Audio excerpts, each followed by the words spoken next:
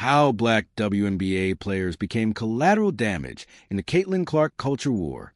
Caitlin Clark is more than a WNBA player. She has become a tool of weaponization against black women. And now the federal government is involved. Led by Texas Representative August Pfluger, 11 Republican lawmakers signed a letter to WNBA Commissioner Cathy Engelbert, threatening to have the Department of Justice investigate the league because fouls against Clark may be racially motivated. As commissioner, you have an obligation to ensure that every player competes in a safe and professional environment, both on and off the court, free from violence, discrimination, or retaliation. If discrimination or retaliation is occurring and creating a hostile work environment, we support any appropriate investigation by the Department of Justice, the Department of Labor, or the Equal Employment Opportunity Commission. If true, such conduct could constitute violations of federal civil rights laws, the letter stated. The letter creates a false narrative and is irresponsible and dangerous. Stephanie Christmas, a former women's basketball player at Georgia Southern University, has remained a WNBA fan since its inaugural season in 1997. Christmas has never seen politicians use their platforms to sway the league's direction. If you want only one player to play the game, that's not basketball anymore. Christmas shared. I don't think that they should be putting any legislation in place. They are making it worse for the players and the WNBA game. The people who are using Clark as a tool couldn't care less about what occurs in between the lines of a basketball court. Statistically, Clark is a decent shooter and above-average passer, but she lacks offensive efficiency and is a liability on defense. Her most staunch defenders are not basketball enthusiasts. Instead, they view Clark as a symbol to further their hatred for black women. WNBA bias. Every moment of discomfort Clark appears to face on the court becomes an opportunity for her supporters to unleash vile and racist language against the alleged perpetrator. If Clark is fouled hard, engages in trash talk with an opponent, or receives what she views as an unfair call by a referee, her defenders are incited to unleash their wrath. During a tightly contested match between Clark's Indiana Fever and Phoenix Mercury in June, the Mercury's Alyssa Thomas and Clark were on the court battling for a loose ball. Thomas's arm briefly pressed against Clark's neck during the scramble, but no foul was called. Following the game, Thomas was issued a flagrant one and suspended for 1 game by WNBA officials. The play triggered Clark supporters and aimed racial slurs and death threats at Thomas. Thomas responded by calling out WNBA Commissioner Engelbert for not protecting athletes in the league. We still have yet to hear anything from Cathy. It's no surprise. Thomas shared in a press conference after her suspension. You can see what's being said on social media. It's unfortunate, but as usual, she remained silent. That's unfortunate when our lives are being threatened. It was only after Thomas's statement that Engelbert responded to the threats sparked by Clark supporters.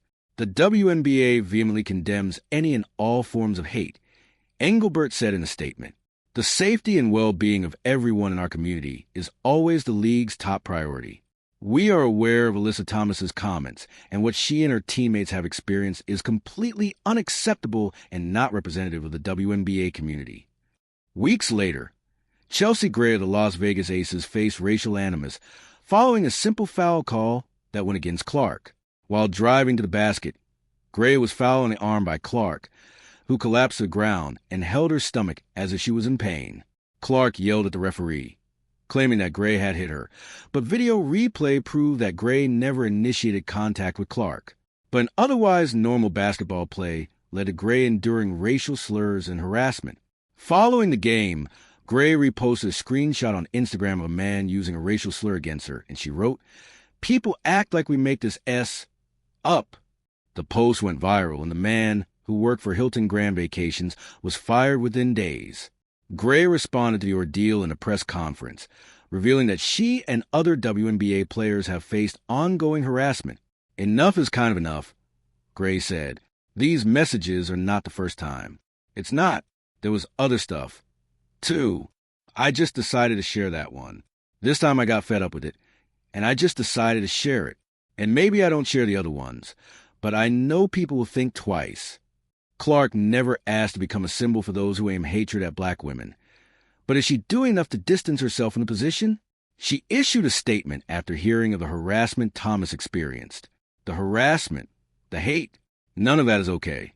Clark said, "There should never be a question of character, as I've always stood up here and said that, and that's truly what I believe. That's how I was raised. So none of that is okay, and I don't want anyone to experience that." It's similar to another statement Clark made in 2025 after Angel Reese faced racial slurs while playing against the Fever in Indianapolis. "There's no place for that in our game. There's no place for that in society," Clark said. "Certainly, we want every person who comes into our arena, whether player or fan, to have a great experience. I appreciate the league doing that investigation. I appreciate that the Fever organization has been at the forefront of that." A competitive moment between Clark and Reese during the 2023 NCAA championship game sparked a cultural division that followed both players to the WNBA. Their star power has coincided with the league's recent emergence, but the overall success continues to be marred by the divisiveness initiated by Clark supporters. "I would like for Clark to have addressed her fans," Christmas said. "Her fans are making threats, and they're making racist comments. And it's only racial coming from her fans. They don't even really love the game. They just love her and then try to make it about race.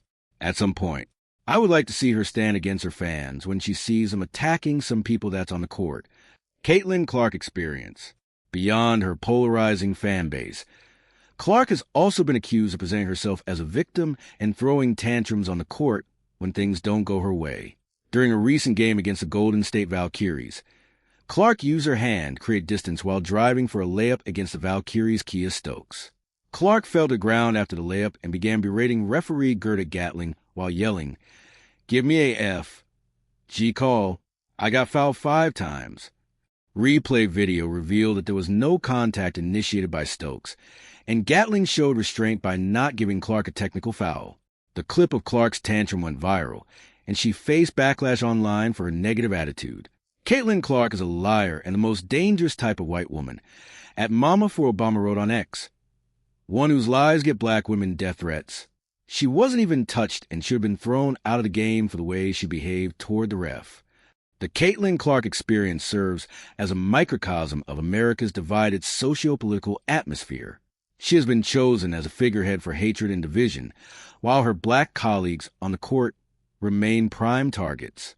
It's become an inescapable stain for a league that fought for years to garner interest and respect. A.R. Shaw is an executive editor, multimedia journalist, TV commentator, and author. The views expressed in this commentary do not necessarily reflect the opinions of the Daytona Times.